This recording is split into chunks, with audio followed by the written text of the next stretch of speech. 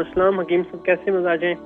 जी अल्लाह की बड़ी करम नवाजी। कौन और कहाँ से कॉल कर रहे हैं मेरे भाई? जी सनाउल्लाह बोल रहा हूँ मैं लाहौर से, लेकिन मैंने अपनी बेटी के लिए पूछना है। वो उसका 64 केजी वजन है और 18 साल उसकी उम्र है।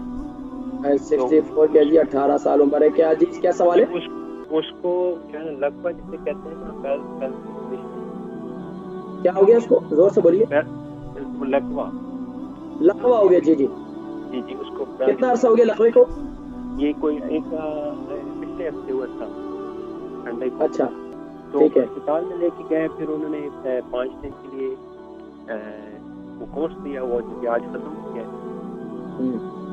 तो क्या इस सिलसिले में आप क्या तजवीज़? इसके लिए सबसे बेहतरीन कलौंजी का तेल है, नाक में डालें। अगर नहीं हो सकता, देखिए एक तो उसको गर्म रखें। लकवे वाले बच्चे को कोशिश करें कि उसको कबूतर वगैरह जो है, मैं कहता हूँ जंगली कबूतर अगर मिल जाए तो जंगली कबूतर जो है उसकी यखनी बनाकर उसे खिलाई जाए, ऑर्गेनिक चूजे की यखनी बनाई जाए, या पुट जो ये खासतौर पर लैम की जो पुट है उसकी जो है आप यखनी बनाकर उस बच्चे को पिलाएं। एक काम ये करें।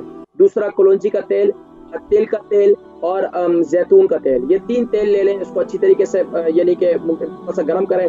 गर्म करने के बाद इसका मसाज करें, जहाँ गर्दन की जो जिस हिस्से के अंदर, और ख़ास तौर पर ये जिस्म का मसाज करें। इसके लिए बहुत मुफीद है। इसको ख़ास तौर पर ठंडी हवा बिल्कुल भी ना लगने दें। घर से बाहर निकालें तो ठंडी हवा से ज़रा इनको बचाएं। बाकी इसका दूसरा तरीका ये है कि नाक के अंदर जो है उनको कलौंजी का तेल डालें। अगर वो भी बर्दाश्त नहीं कर सकते तो उनको रात के वक़्त में कलौंजी का कावा पिलाएं।